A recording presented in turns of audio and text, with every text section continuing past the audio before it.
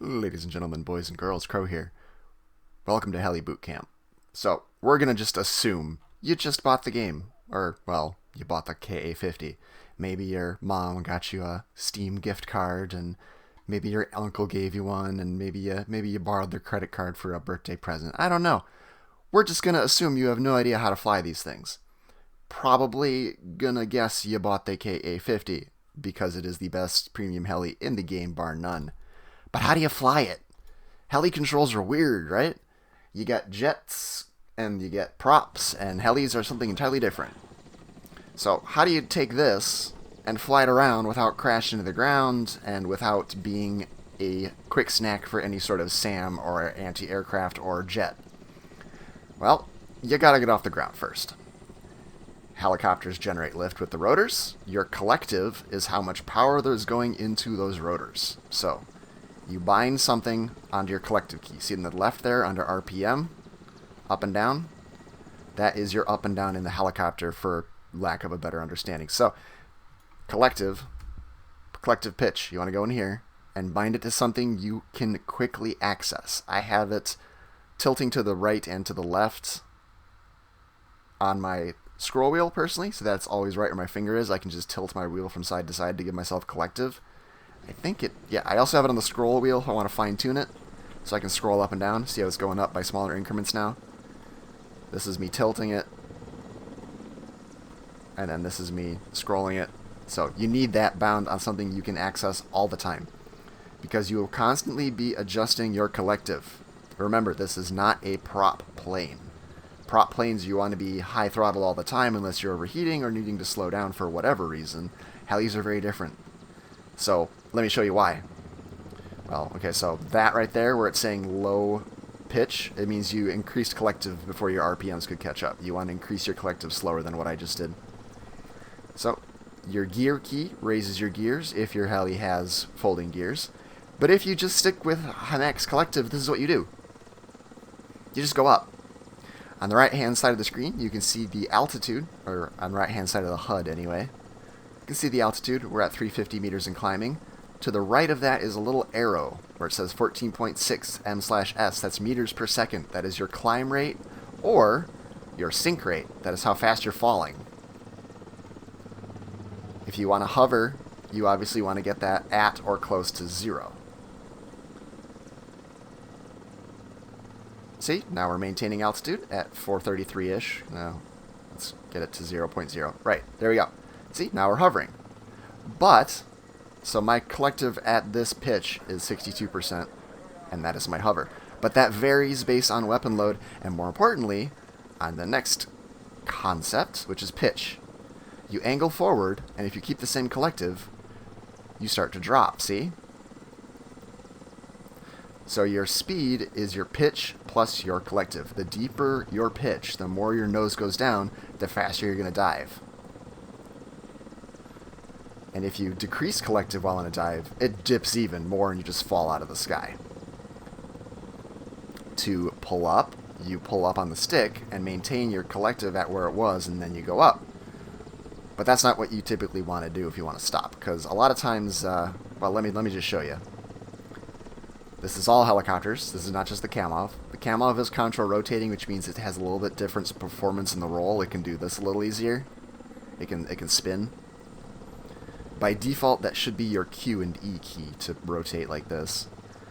And I have W and S as pitch, which just help myself a little bit get max values out of those instead of just the mouse aim. And A and D is your roll. One of the things you will need to bind is manual roll control. Let me get that real quick before I show you more about collective. Manual roll control mode. I have it set to R. You can put it whatever you want. But what this does is you can see right now my roll. If I roll to the right and let go of the key, it resets me back to neutral. Roll to the left, same thing. It resets back to neutral. If you turn on manual roll control and then tilt to the side, you stay tilting to the side. This helps you strafe. Say you're hovering or slow, and you tilt to the side, then you can actually fly to the side and fire at things you're not actively flying towards, which is just smart. You don't want to fly towards things you're shooting at unless you're using rockets, I suppose. You don't want to get as... Yeah, you just don't want to get close. Everything has 50 cals. Now, say you're going fast and low, and you want to slow down and stop. This is what I mean by adjusting collective constantly. You adjust collective based on the speed you want to go and the altitude you want to go. So right now I want to stay close to tree level because there's SAMs.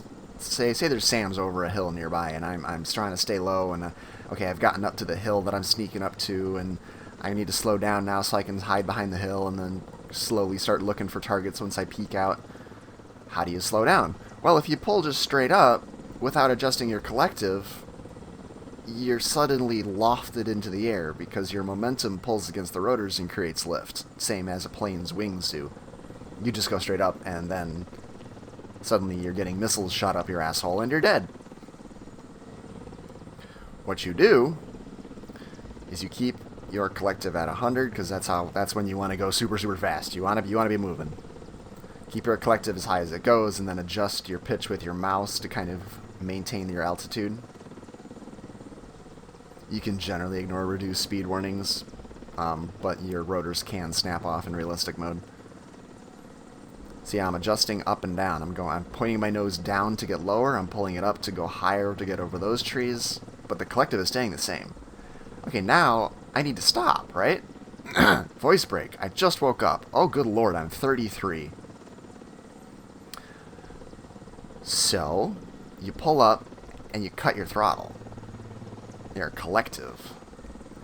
So you still get that ballooning effect, but now there isn't a shit ton of torque going into your rotors to help lift you up. And then you can slow to a stop. You can rotate too, tilt back and forth and use your auto-rotate mode to kind of counteract your momentum. Manual roll control mode, not auto-rotate mode, yeah. Helis can't auto-rotate in this game. I wish they could. But... And also, with certain helicopters, you can do this better. Like the Tiger UHT can do it. The Lynx is really good at it. Most of the Camobs, actually all of the Camobs, anything with a contra-rotating propeller can do this really easily. Another really good way to stop is you can pull up hard and then just flip. And then you stop a lot faster. But that requires being fancy with your left hand on the rolls and the rudder kicks. And because...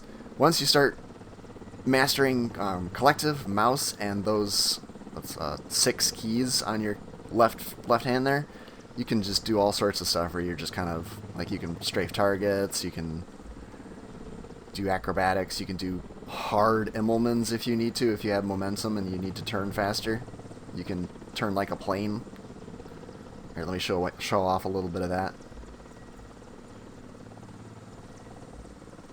Going forward, I prefer to keep my manual roll control mode on, because that way I can, do kind of sweeping gradual turns like this a little bit easier, because it's not, it's not resetting to this when I'm trying to turn. Although this works too, it just doesn't, it doesn't look as cool. If you get that warning, just reduce your collective a little bit. You don't need to be at 100 all the time. I mean, remember, hover for this thing was like 60%, so this is just way too... This is me wanting to go fast. Let's get a little bit of altitude for this maneuver. And then if I want to turn, I can, turn like a plane like this, rolling it onto its side and pulling hard on the rudder, or elevator with the S key. Although with not really elevator, it's more just pitch. But, yeah, these are the basics of controls. You'll get a hang for it. I suggest doing test flights, just flying around like I'm doing now, before you get into gunnery and keybinds for missiles and anti-air and anti-tank, I guess, tactics or doctrine. But, yeah, that is basically all you need to know for flying these things. Oh, hover mode. You can hit H and turn on hover mode. I think it's H by default. And it can be useful because it'll do that slow and stop thing that I was doing with zero collective and pulling hard back on the stick. It'll do that automatically for you. I advise new players to avoid using hover mode because people start using it heavily and it always gets you killed in an actual like tank RB match or sim or any of the matches with like ground players. because anything as a laser rangefinder can just mark you and hit you with an HE shell from 2 clicks if you're hovering, or 5 clicks. I've gotten kills that far out. See, if I engage hover mode, I take my hands off the keyboard. And see, this is why I don't like to use hover mode, because it does loft you pretty heavily, and I don't like to get I don't like to be above tree level on helis. It's usually a death sentence. But now you can move your mouse around, and it's not going to affect your flight at all. It is locked. You can rotate with the Q and the E. You can still adjust it a little bit with the strafe keys, but it'll, as soon as you let go, even with manual roll control mode on, the hover mode overrides it, and it'll still reset you back to 0 and try to make you stationary. It is, however, very useful for when you're hill peeking.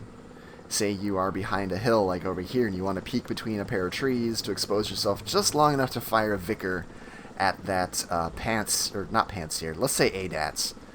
There's an ADATS that just shot at that's shooting missiles at a jet that's 8 clicks away. You have a pretty good understanding that he's going to be engaged for a couple seconds. You can use hover mode to make sure you don't drift into trees or accidentally move around too much if you've gotten yourself tucked into a nice little spot in a valley. That is where I would advise using hover mode. Do not use hover mode where there's a clear line of sight to the battle unless you're looking along that clear line of sight. And even then it's iffy. If you get a laser warning, turn it off and move. Not all helis have a laser warning though.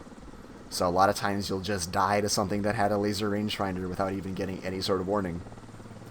So be very careful with hover mode. You can, with a little practice, hover like I'm doing now, in a valley, without needing hover mode. You just make little adjustments. You pay attention to your climb and rate on the left, or on the right, and you can see with, where you are in the valley if you're drifting around or not. But it can be useful. Just be careful of using it in a combat scenario, because a lot of times it's just death. But also in hover mode, you can adjust your hover up and down with a... Oops. Oh, this is session settings. I'm an idiot. Oh dear God, I need more caffeine. Hover height. That's your control there. I have it set for a couple, so I can do higher or faster or smaller increments. See, fast increments and then slow increments. It replaces your collective when in hover mode, so just look on the left underneath RPM. Just decrease the percentage, and it'll decrease that percentage for hover, raise, or lower. It can be useful for new players, but yeah, no, I almost didn't cover it because I never use it. But that's pretty much it, though, for helis piloting, not hitting the ground. There is something called vortex ring. I'm not 100% sure how to describe it. It's like a I think it's like a vacuum effect with the ground with your rotors when you're going stationary too low to the ground. Let's see if I can make it work. I think the way you get out of it when it gives you a vortex ring warning is increase pitch forward or backward to give you just a little bit of momentum in any direction. I think it happens when you're hovering low to the ground. Let's see if I can...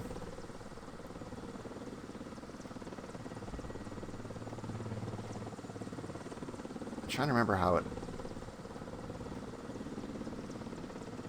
I think it was when you adjust it to... There, nope, that's low rotor. Ah, damn it, yeah, I have no idea.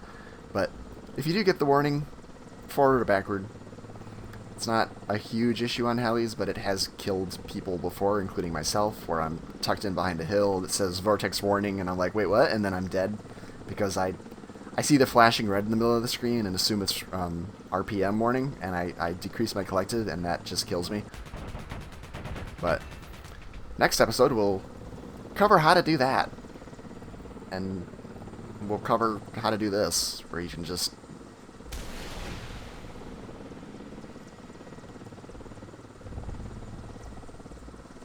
No. Okay, yeah, we'll just... Okay, stupid fucking ERA. Let's do it with this. We'll show you how to do this. Yeah, isn't that cool? Isn't that advanced skill gameplay? Come on. There we go. Yeah, such a hard vehicle to use. I'm salty. Well, it's fine. It's a great heli. Good purchase, but, you know, please don't be an ass.